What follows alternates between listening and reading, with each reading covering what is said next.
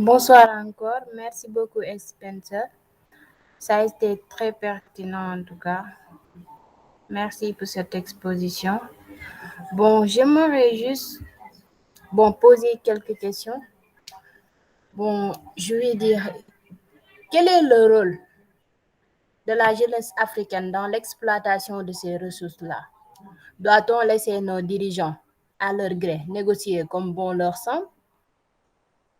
Qu'en pensez-vous? Mais aussi, pensez-vous que sans la stabilité de certains pays, si je prends par exemple euh, la Libye ou bien le Nigeria, est-ce qu'on peut appliquer des solutions? Est-ce qu'on peut évoluer sans que la stabilité règne dans ces pays-là? Vu que ça avance du jour au jour, même les autres pays qui n'ont pas ces conflits-là sont exposés maintenant. Merci.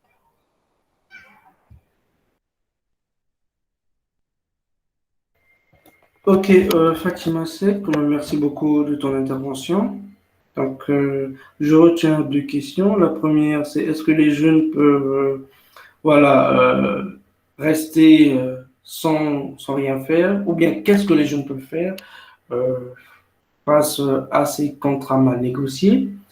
Et donc, la deuxième question, elle porte sur la Libye, je pense. Bon, d'abord, premièrement, les jeunes ont un grand rôle à jouer, notamment en termes de vote. Actuellement, on voit les jeunes se désintéresser de la politique, alors que c'est là où tout se joue. La politique régule et même détermine le panier de la ménagère. Parce que c'est au niveau de l'Assemblée que sont prises les lois. Et donc, vous, quand vous refusez de voter et que c'est n'importe qui est élu, alors là, ça pose problème. Donc, les jeunes doivent désormais être conscients et se mobiliser à participer à la construction de la cité. Maintenant, le premier devoir des jeunes, c'est avant tout de se former, de bien se former. Je dis ça parce que c'est très important. C'est notamment les jeunes qui vont remplacer euh, les seniors. Et donc, si à leur niveau, ils n'ont pas pu le temps de bien saisir les choses, alors forcément, nous aurons les mêmes problèmes. Donc, on peut dire que les jeunes doivent s'inspirer des forces de leurs aînés, mieux s'éduquer plutôt des erreurs de leurs aînés, afin de pouvoir, quand ils seront à leur place, renverser la tendance, tout en participant bien sûr à la construction de la nation via le vote, via une mobilisation volontaire et citoyenne. Maintenant, s'agissant de la Libye, c'est un problème plutôt géopolitique. Et donc, à ce stade-là, normalement, c'est les pourparlers qui doivent se faire. Il doit d'abord avoir une solution politique grâce à un dialogue, et ensuite viendra des solutions économiques. J'espère avoir répondu du mieux que j'ai pu à tes deux questions.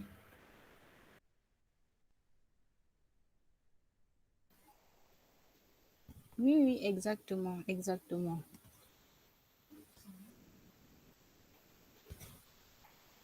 Bon, juste pour dire que, bon, tout à l'heure, vous avez parlé de la politique. La politique, oui.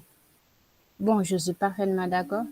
Mais dans nos pays africains aussi, c'est très difficile que la jeunesse fasse de la politique. Bon, comme nos prédécesseurs le font, parce qu'ils utilisent les moyens pour le faire. Généralement, ce n'est pas le cas pour nous actuellement. C'est très difficile de voir une personne, bon, la jeunesse, si je peux dire, la nouvelle génération qui font de la politique, avoir ces moyens-là, parce qu'en Afrique, on est habitué, bon, à des politiques où on distribue de l'argent ou bien utiliser certains moyens pour faire de la politique. Ce n'est pas toujours accessible à cette nouvelle génération, si je peux le dire ainsi.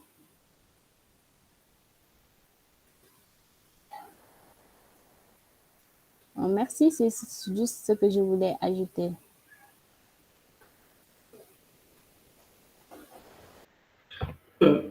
très bien, Fatima. C'est une remarque très pertinente. Vous savez, aucune société n'est parfaite. Euh, que vous voyez, le développement, en fait, c'est un processus. Même les grandes puissances sont passées par bien des calvaires. Donc, euh, tous ces mots-là doivent aujourd'hui servir de, comme je peux dire, de leçon pour la jeunesse. Qu'ils voient là où ça mène, est-ce que les résultats sont bons ou pas bons. Comme ça, la jeunesse doit devenir consciente et prendre ses prédispositions à ce que, à son tour, les choses soient bien faites.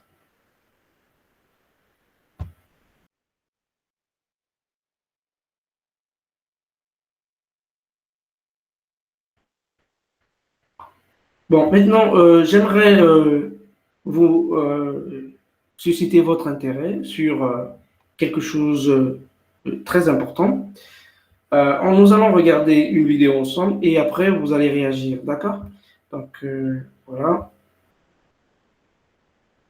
Alors, j'espère que l'écran est toujours en train de partager. Oui, oui. Voilà.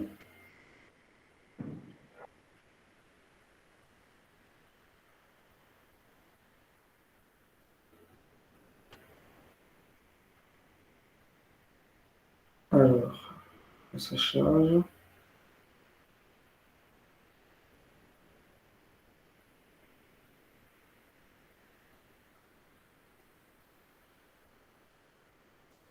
Et donc, moi, la question que je vais vous poser, c'est au terme de cette vidéo, que chacun de vous dise, que chacun de vous dise ce qu'il en pense. Donc, d'accord? Donc, on y va.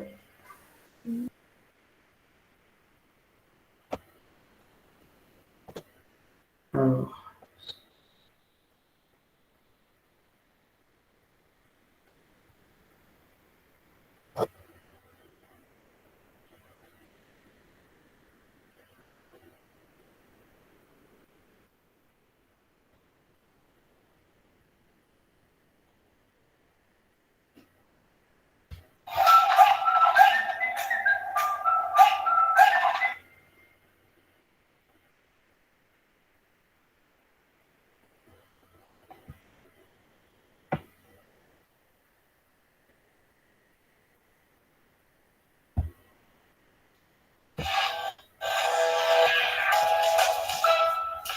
Bienvenue dans le journal de l'intelligence économique, l'émission consacrée aux coulisses de la mondialisation.